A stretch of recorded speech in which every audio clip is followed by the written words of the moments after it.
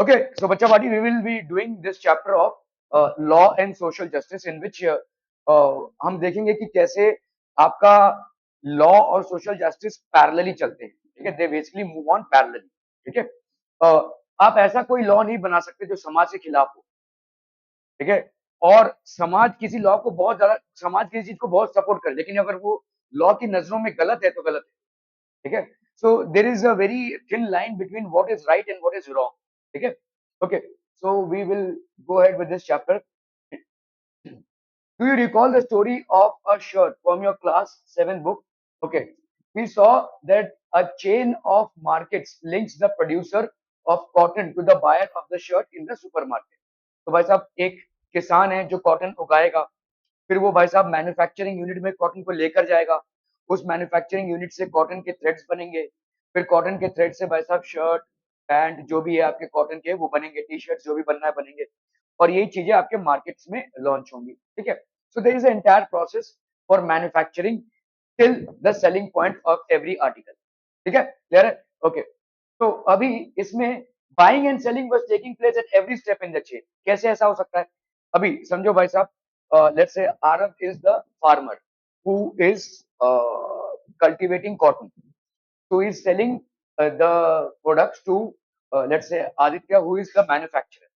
ये शर्ट नहीं मैन्युफैक्चर करेगा, ये कॉटन का थ्रेड मैन्युफैक्चर करेगा, ठीक है, थ्रेड मैन्युफैक्चर करना। And let's say Yashraj is basically a person who is manufacturing garments, T shirt हो चाहे शर्ट हो चाहे आपके वैसा पैंट्स हो, जो भी कॉटन से बन रहा है वो।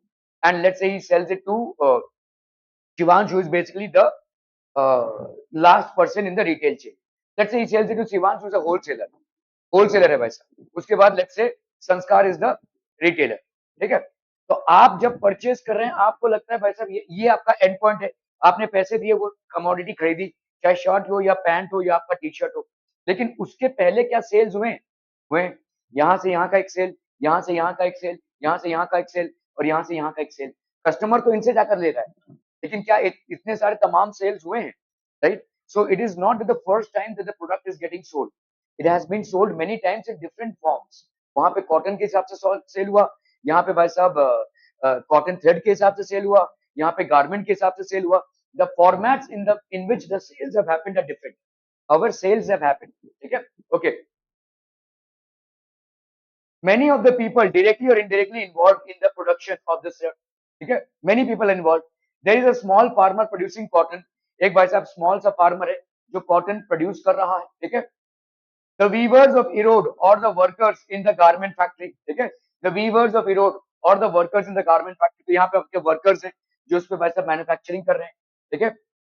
फेस एक्सप्लॉयटेशन और an unfair situation in the market, तो आपका यहाँ पे हमने एक सिचुएशन पढ़ी थी जहां पे एरोड बोल के एक जगह है, ठीक है। एरोड इज बेसिकली साउथ में एक जगह है, ठीक है। वहां पे इन लोगों का शोषण हुआ, शोषण हुआ मतलब फेस एक्सप्लॉयटेशन और unfair situation in the market. इनको उतनी पगार नहीं मिलती थी जितना उनसे काम करवाया जाता था। अक्सर ऐसा शोषण जैसा वातावरण तब होता है जब हमारे पास वर्कर्स बहुत ज्यादा हो, ठीक है। मतलब आपको दिख रहा है तुम नहीं काम करोगे, चलो कोई और सही। तो इसी बात का फायदा उठाते हुए अक्सर जो लोग एम्प्लॉयर्स होते हैं दे पे the workers less, they make them do more work, तो ये एक्सप्लॉयटेशन होता है, ठीक है, इस तरीके का शोषण होता है। Markets everywhere tend to be exploitative of people whether as workers, workers के मतलब वर्कर्स का एक्सप्लॉयटेशन हो सकता है, जो लोग काम कर रहे हैं कामगार जो है उनका एक्सप्लॉयटेशन, इनके अंडर में जो फार्मर्स काम कर रहे हैं उनका एक्सप्लॉयटेशन ये कर सकते हैं, ठीक है। उनको कम पगार देकर, उनको भाई साहब टाइम पे घर ना जाने देना, एक्स्ट्रा काम करवाना, इनके अंडर में इनके फैक्ट्री में जो कॉटन थ्रेड्स बना रहे हैं उनका भी ये शोषण कर सकते हैं, ठीक है। Bye basically making them do more work, by making them sitting for more hours, तेरा क्या है one, by making them sit for more hours, ठीक है। वो वहां पे है ना शीट भाई,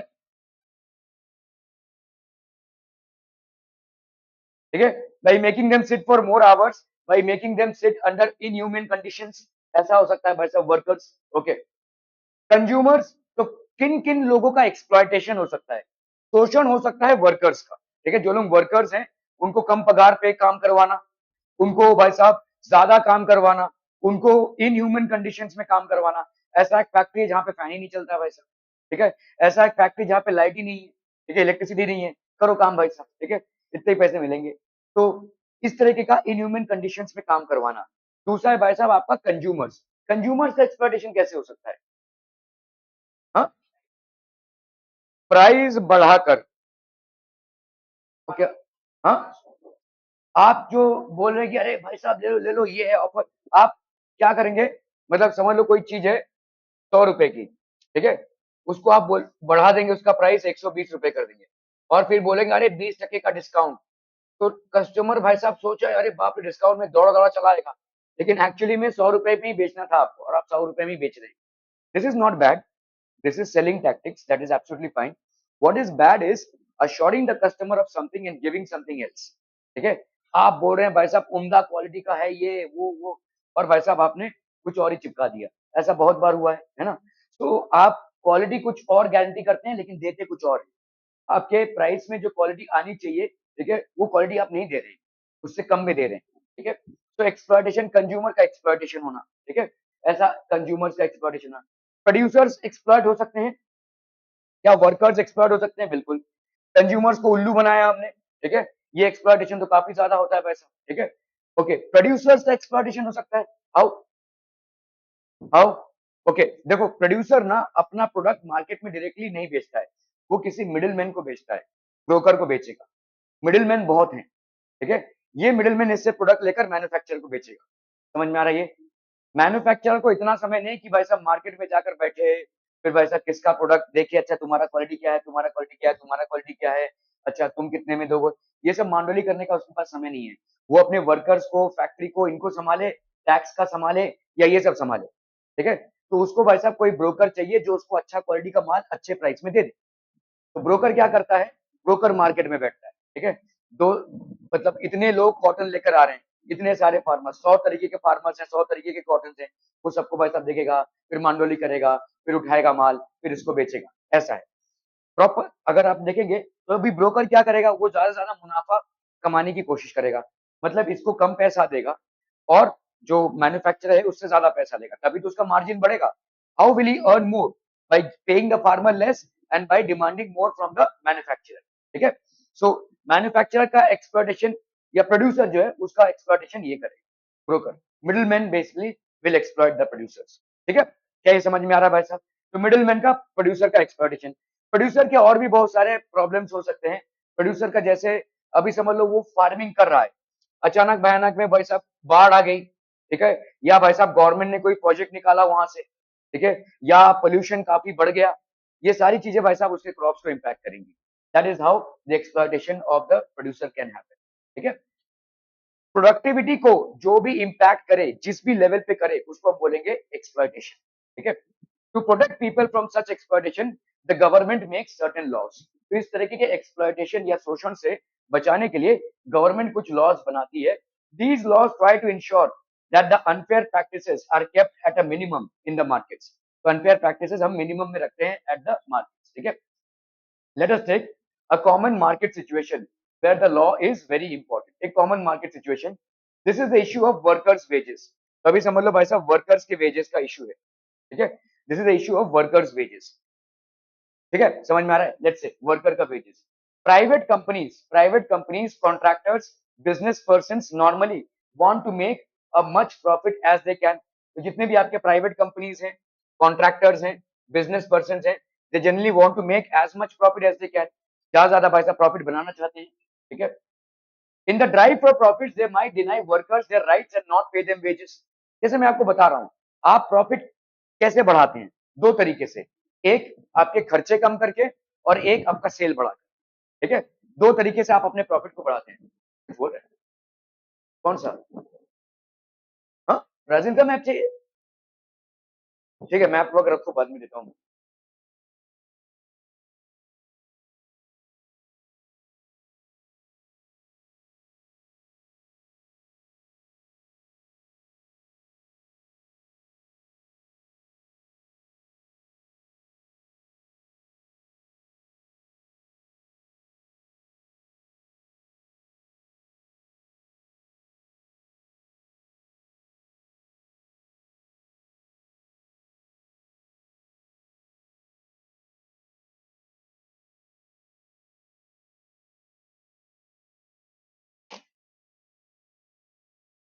ठीक है, आप भी जब तक कीजिए आप लोग, अभी तो 1 घंटा और है। I'll give it to you. Okay. In the drive for profits, they might deny workers their rights and not pay them wages. तो आप भी भाई साहब ये wages properly नहीं दे रहे हैं, ठीक है, wages कम दे रहे हैं. In the eyes of the law, it is illegal or wrong to deny workers their wages, minimum wages. Similarly, to ensure that workers are not underpaid or are paid fairly, there is a law of minimum wages. ठीक है, हर एक industry का एक minimum wages है हर दिन का, ठीक है. So there is a minimum wages criteria, वो आपका लॉ डिफाइन करता है, ठीक है. As per law there is a minimum wages criteria for all industries. Minimum wages मतलब कम से कम एक पर्टिकुलर काम के लिए आपको कितना मिलना चाहिए, that is called minimum wages, ठीक है. जैसे जो लोग पेंटिंग वगैरह का काम करते हैं, आप देखोगे जैसे मुंबई जैसे एरिया में जो अर्बन एरियाज होते हैं वहां पे मिनिमम वेजेस थोड़ा हाईयर होते हैं, जो गांव साइड के होते हैं वहां पे मिनिमम वेजेस थोड़ा कम होते हैं, ठीक है. तो जैसे पेंटिंग वगैरह हो गया या सिविल का कोई काम हो गया, उसके लिए जो मिनिमम वेजेस है वो मिनिमम वेजेस एक पर्टिकुलर जगह पे बेस्ड होती है. These are minimum wages for all industries.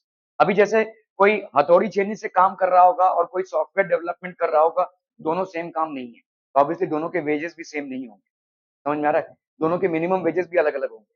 भाई साहब जो कंप्यूटर में बैठकर सॉफ्टवेयर डिजाइनिंग कर रहा होगा वो एक पढ़ा लिखा इंसान होगा, उसने 12-15 साल भाई साहब पढ़ाई की होगी.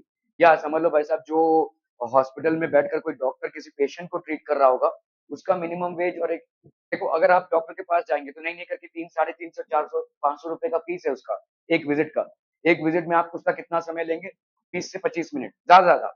बहुत अच्छे से भी अगर आपको एग्जामिन कर रहा होगा 20 से 25 मिनट, इसका आपको 500 रुपए देना पड़ेगा, है ना. ठीक है, एक मजदूर से आप पूरा दिन काम करवाएंगे तो शायद 800 रुपए देंगे, और वो भी भाई साहब हथौड़ी छेनी से पीटे जा रहा है, वो क्या भाई साहब रंग कर रहा है, पेंटिंग कर रहा है. तो अलग अलग इंडस्ट्री के अलग अलग स्टैंडर्ड वेजेस हैं, ठीक है. आप एक डॉक्टर के प्रोफेशन को एक मजदूर के प्रोफेशन के साथ कंपेयर नहीं कर सकते. वेजेस वुड बी डिफरेंट, हाँ, लेकिन मिनिमम वेजेस जरूर होना चाहिए.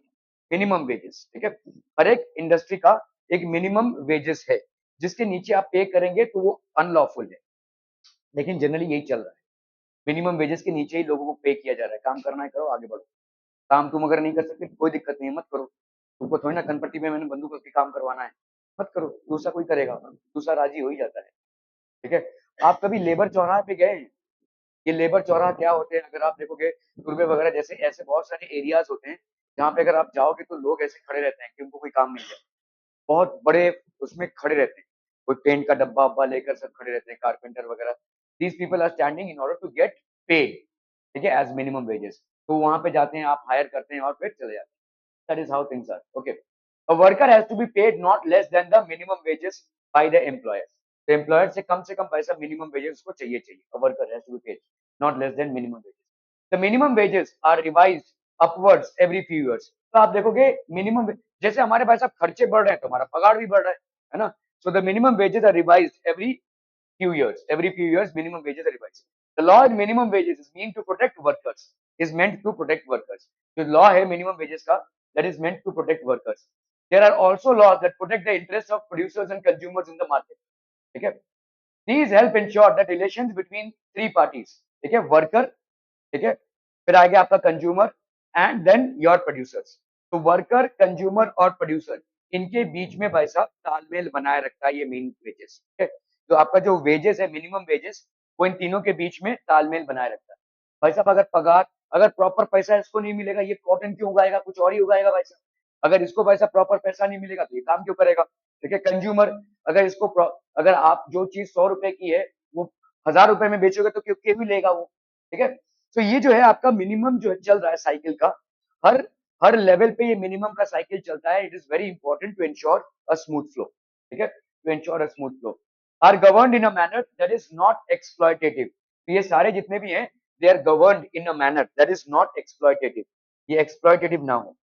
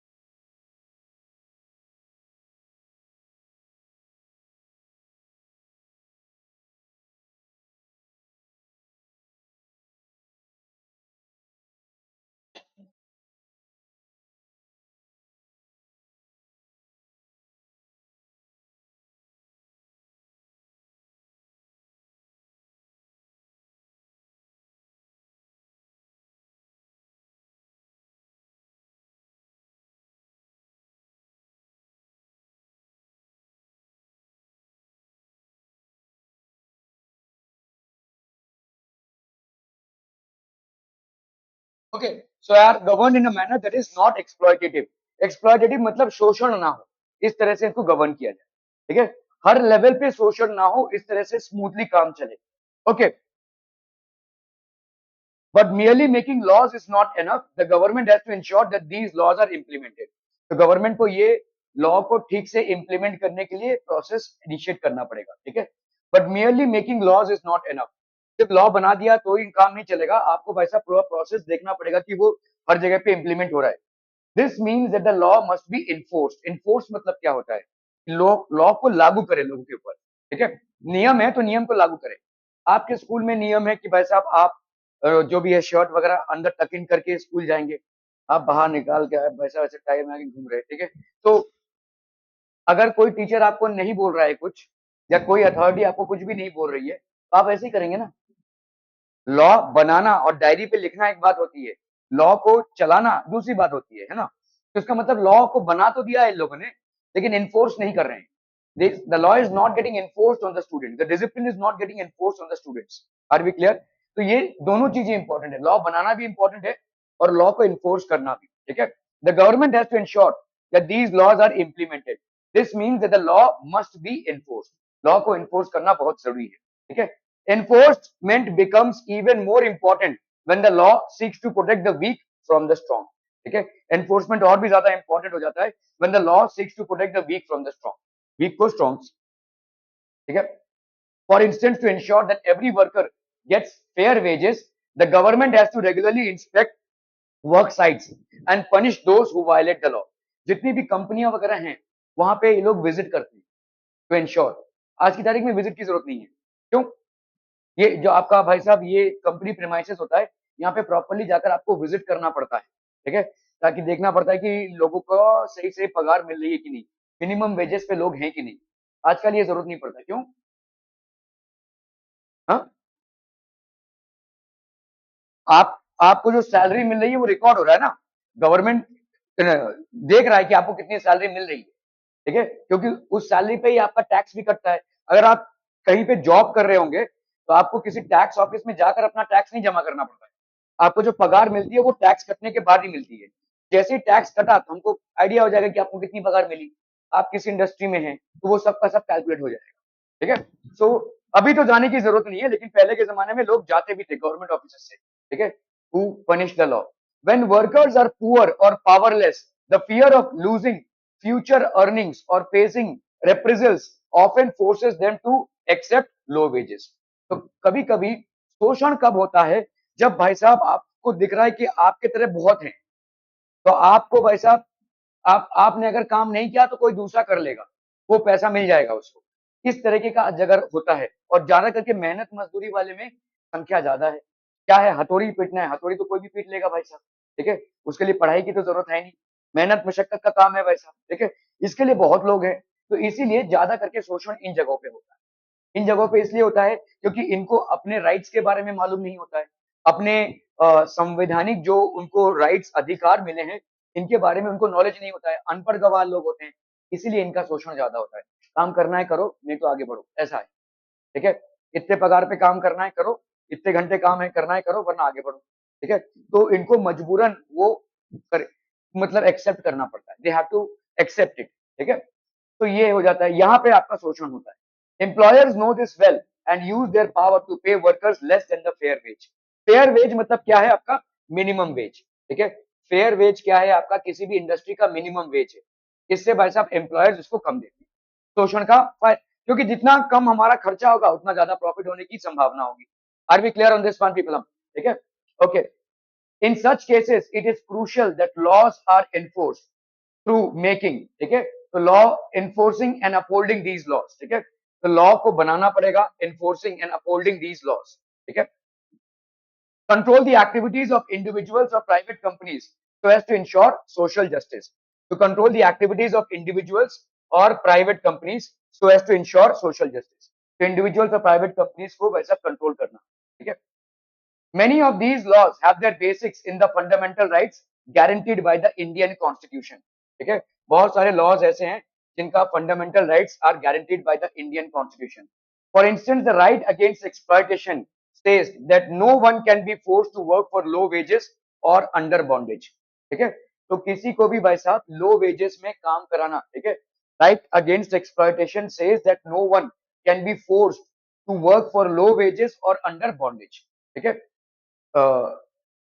पहले एक टाइप का ट्रेड होता था जिसको हम स्लेव ट्रेड बोलते थे। ठीक है, स्लेव ट्रेड, लोगों को खरीदा बेचा जाता था। अफ्रीका एक ऐसा गरीब नेशन था या ऐसा गरीब कॉन्टिनेंट था, वहां पे ये जितने भी कॉलोनिस्ट नेशंस थे, France, England, sometimes America as well, they used to go there, they used to pick up people.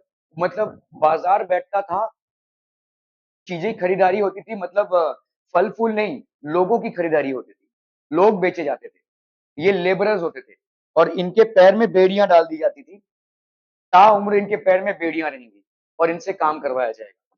खाने को नहीं है इनके पास, जंगली लोग हैं ये, इनके इनको स्लेव बनाया जाता था। दीज वे बेसिकली स्लेव्स, और इन स्लेव्स का कोई रिकॉर्ड ही नहीं था, क्या नाम है, कहाँ से आए हैं, कितना पगार इनको मिलेगा, ऐसा कुछ नहीं था।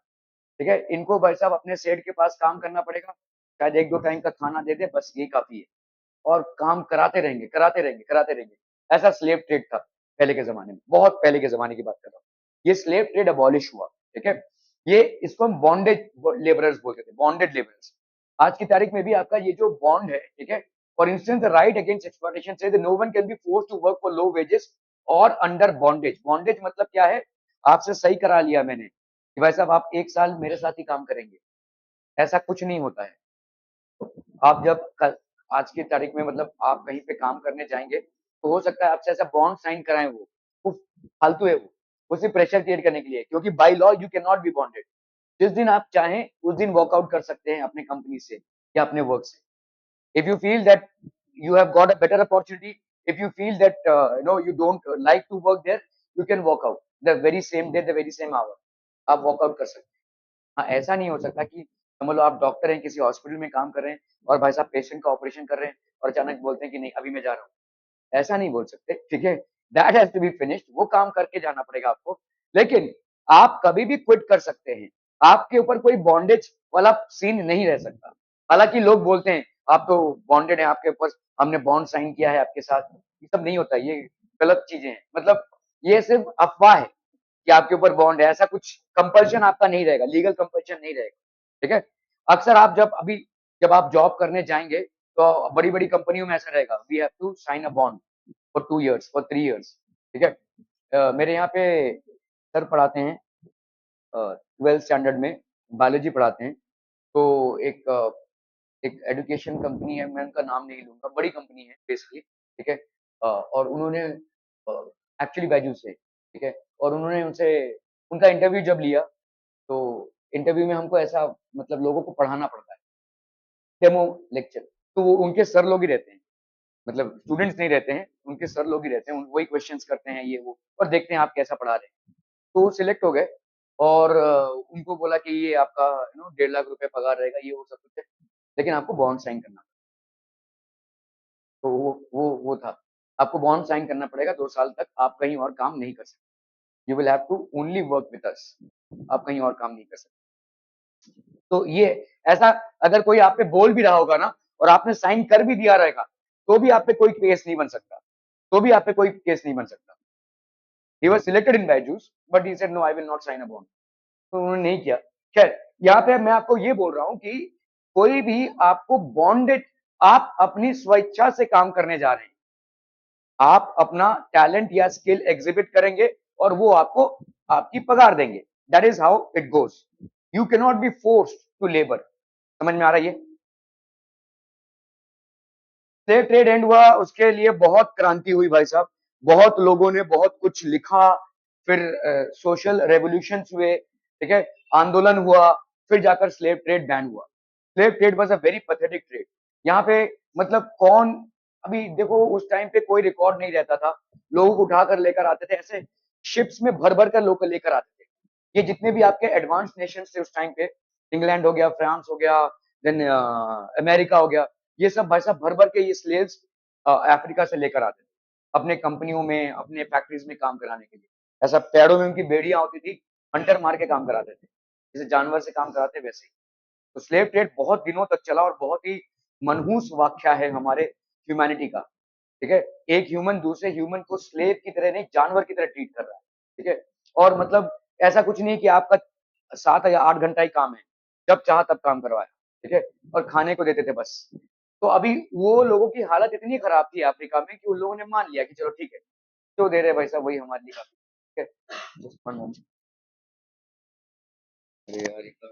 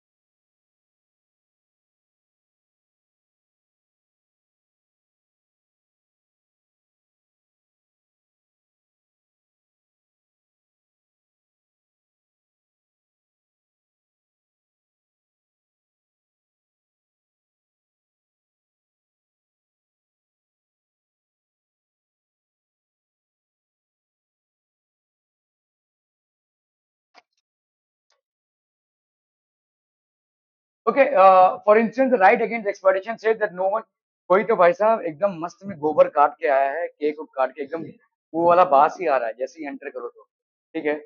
घर में जाने से पहले थोड़ा धो लीजिएगा उसको, वरना घर भी आपका एकदम सुगंधित हो जाएगा। Similarly the constitution lays down no child below the age of 14। बाहर किसी ने इडली और वो क्या कहते हैं चटनी जो है तो किसी का प्लास्टिक का फट गया, उसको जरा देख लीजिएगा, वरना आप भी लिपट जाओगे उसमें। कोई खा रहा था भाई साहब, ऊपर से फेंका है कि जाते हुए फेंका है क्या मालूम, जस्ट सामने ही है, वरना लिपट जाएगा आपके उसमें। Constitution lays down no child below the age of 14 shall be employed to work in any factory or mines other than hazardous employment, ठीक है? तो ये भाई साहब no child below the age of 14, 14 साल से बिलो एज के बच्चे को आप एम्प्लॉय नहीं कर सकते, ये चाइल्ड लेबर हो जाएगा, this will be basically child labour, ठीक है? ये जो चाय की टपरी में आपको दिखते हैं लोग काम करते हुए, या गांव खेड़ों में होटल में जो पटका मार रहे हैं, या ये सब गलत है, ये आपके ऊपर बहुत बड़ा फाइन लग सकता है, आपको जेल तक हो सकती है, जो एम्प्लॉय कर रहा है उसको, ठीक है? तो the constitution lays down no child below the age of 14 shall be employed. एक minute.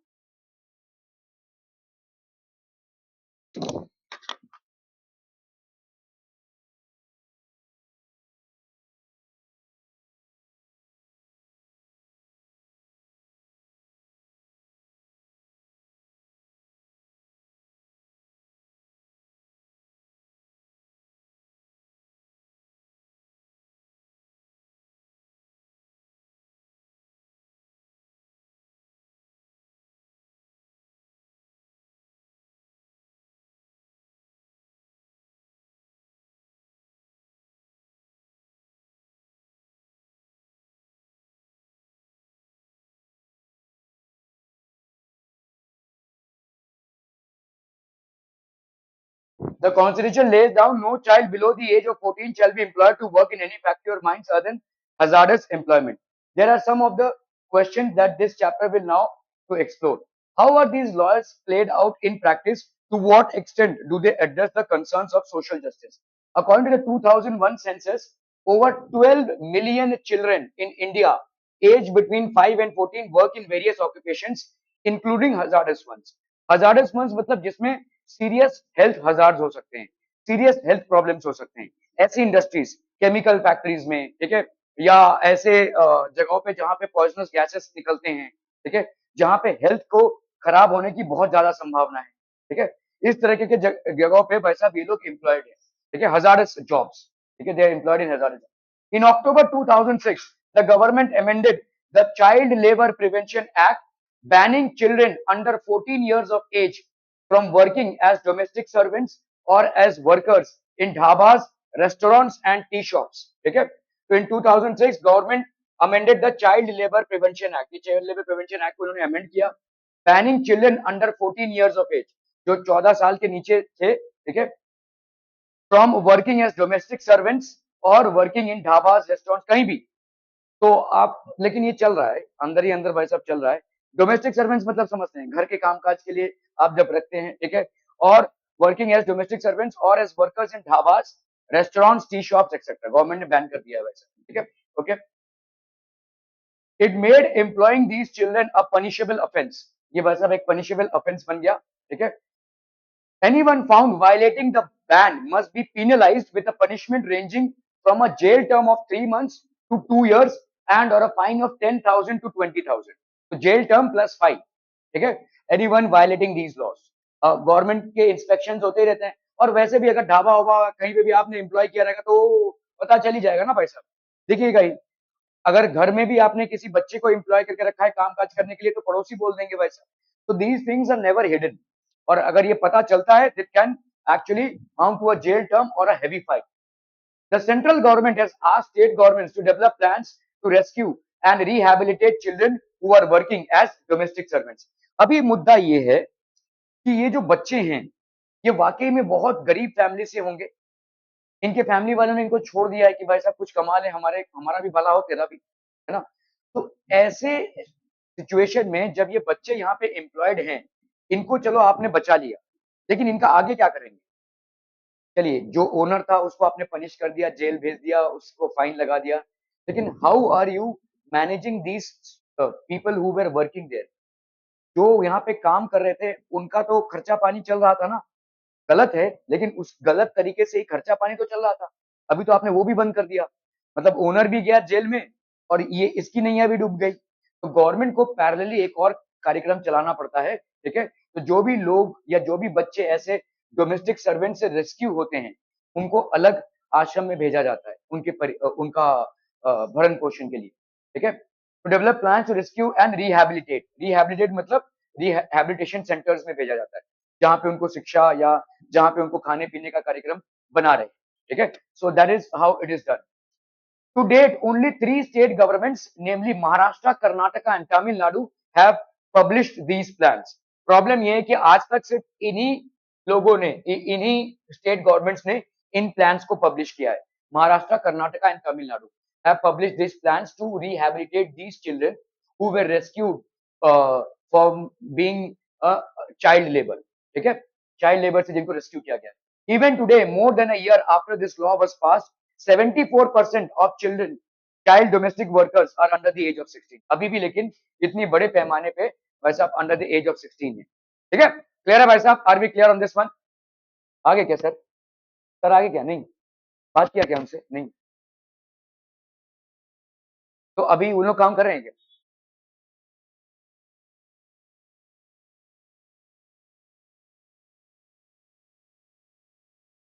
Okay, Bhopal gas tragedy, बहुत बड़ा एक हादसा हुआ था। इस पे एक सीरीज भी आई है, शायद अमेजन प्राइम पे है या किसमें है मुझे मालूम है, शायद डिज्नी हॉटस्टार में है, ठीक है।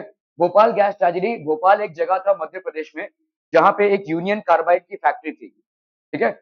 यूनियन कार्बाइड बिना हलचल किए क्या वो डिस्ट्रीब्यूट हो सकता है? एक मैप है, कोई बॉम्ब नहीं। तो मध्य प्रदेश में एक जगह था जिसका नाम था जगह था क्या, है भी अभी भी, भोपाल। ठीक है, ये भोपाल में हुआ क्या कि यहाँ पे अमेरिकन कंपनी ने, यहाँ पे एक अमेरिकन कंपनी ने एक कार्बाइड फैक्ट्री बनाई, यूनियन कार्बाइड फैक्ट्री। ये कार्बाइड फैक्ट्री जो होती है ये बेसिकली फर्टिलाइजर्स प्रोड्यूस करती है। ठीक है, लेकिन यहाँ पर हजार्डस कंडीशन है, मतलब यहाँ पे एक प्रोडक्ट होता है जिसको हम मिथाइल आइसोसाइनाइड बोलते हैं, MIC। ये अगर, ये पॉइजनस गैस है, अगर ये निकल गया तो वो इंसान को चोक टू डेथ कर देगा। ठीक है, तो यहाँ पे हुआ क्या कि ठीक से काम तो चल रहा था लेकिन इंस्पेक्शन ठीक से नहीं हो रहा था और गैस लीकेज चालू हुआ। रात को एक दिन 12 साढ़े 12 बजे गैस लीकेज चालू हुआ और करीबन 5 घंटे तक ये गैस लीकेज होता रहा, जिसके वजह से उसी स्पॉट डेड हो गए, मतलब 15,000 लोगों की जाने गई रातों रात, क्योंकि वो सो रहे थे। पूरे शहर में ये गैस फैल गया। ठीक है, 15,000 लोग मारे गए थे उस ट्रेजेडी में। ठीक है, so that was a huge tragedy that happened, ये भोपाल गैस ट्रेजेडी। ठीक है, Bhopal gas tragedy that happened on the 2nd and 3rd of December night में 1984, द नाइट ऑफ डेथ। ठीक है, this was known as the night of death. The world's worst industrial tragedy took place in Bhopal approximately 24 years ago. Union Carbide, Union Carbide, you see, an American company had a factory in the city in which it produced pesticides. ये pesticides बनाते थे, ठीक है? Okay. At midnight on 2nd of December 1984, methyl isocyanide, a highly poisonous gas, started leaking from this Union Carbide plant. एक highly poisonous gas वैसा leak करने लगा, ठीक है? बहुत ही हाईली पॉइजनस गैस ये लीक होने लगा और अफरा फैक्ट्री के वर्कर्स तो मरे ही, आजू बाजू के जितने भी लोग थे सब मर गए, क्योंकि सबके सब उस टाइम पे सो रहे। ठीक है, एक सीरीज आई है आपके डिज्नी हॉटस्टार में, उसका नाम भूल गया मैं, द रेलवे मैन। हाँ, मैं नाम भूल रहा था, इसका नाम है द रेलवे मैन। ठीक है, रेलवे मैन, इसमें भाई साहब मतलब 4 लोग ऐसे थे जिन्होंने मतलब रेस्क्यू उस टाइम पे किया था। एक स्टेशन मास्टर थे, एक असिस्टेंट मास्टर थे, एक तो ऐसे लोग, एक चोर भी था उसमें।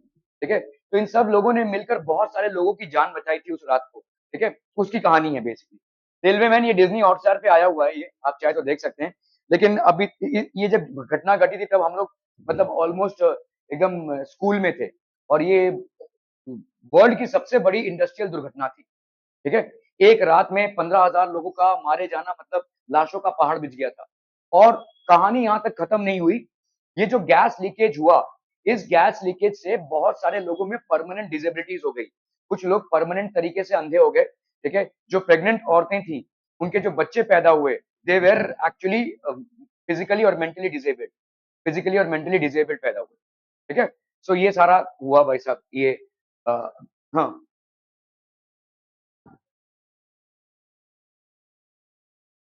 आने वाले जनरेशन पे पढ़ा, यस। ठीक है, बहुत सारे बच्चे जो है वो आपके देवर basically physically and mentally disabled, physically और मेंटली डिसेबल्ड थे वो। ठीक है, देवर फिजिकली एंड मेंटली डिसेबल्ड, और अभी भी वो वैसे ही हैं। ठीक है, तो आने वाले जनरेशन पे यस उसका प्रभाव पड़ा। ठीक है, बहुत बड़ी ट्रेजेडी थी ये। ठीक है, Bhopal gas tragedy.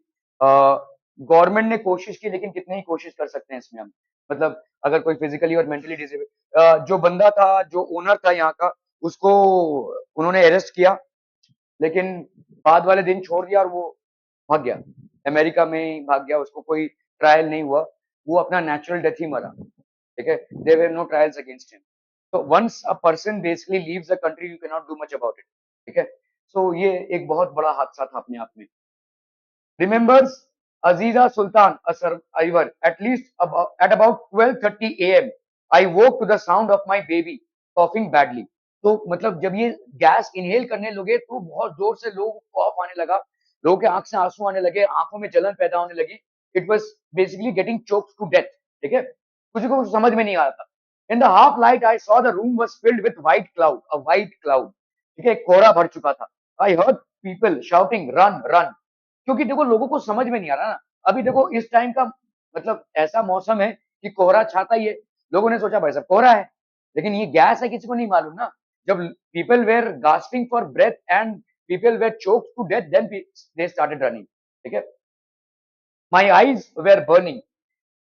Within 3 days, more than 8,000 people were dead. Hundreds of thousands were maimed. Maimed मतलब भाई साहब फिजिकली हैंडीकैप हो गए। ठीक है, मतलब या तो आंखें चली गई, आंखों की दृष्टि चली गई, या भाई साहब कोई फिजिकल डिसेबिलिटी हो गई, ऐसे लाशों को एक साथ जलाया गया। इतनी लाशें थी एक साथ, मतलब क्रीमेट करने के लिए जगह नहीं थी, तो लाशों को एक साथ जलाया गया। Most of those exposed to the poison gas came from the poor working class families, of which nearly 50,000 people are today too sick to work. ठीक है, आज की तारीख में भाई साहब जेनेटिक चेंजेस हो चुके हैं इनके अंदर।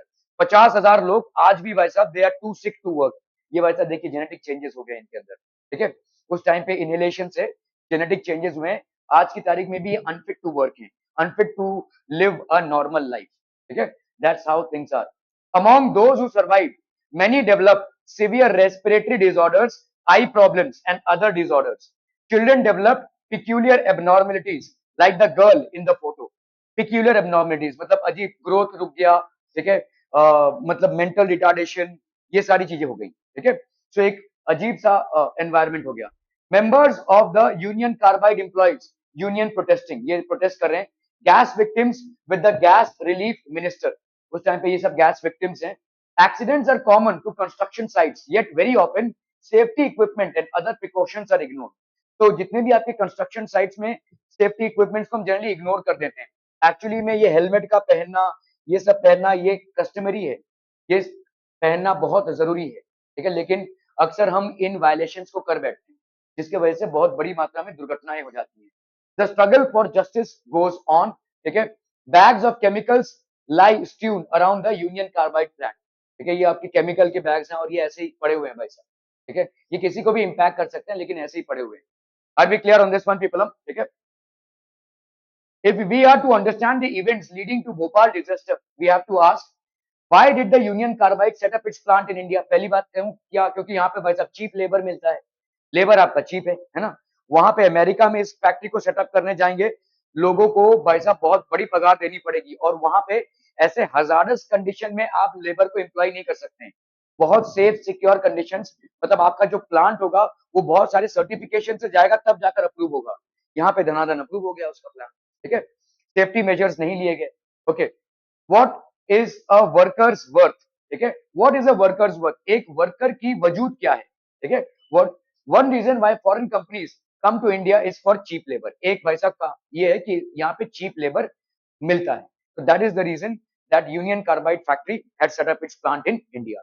Will continue with this tomorrow people. Thank you so much for your valuable time.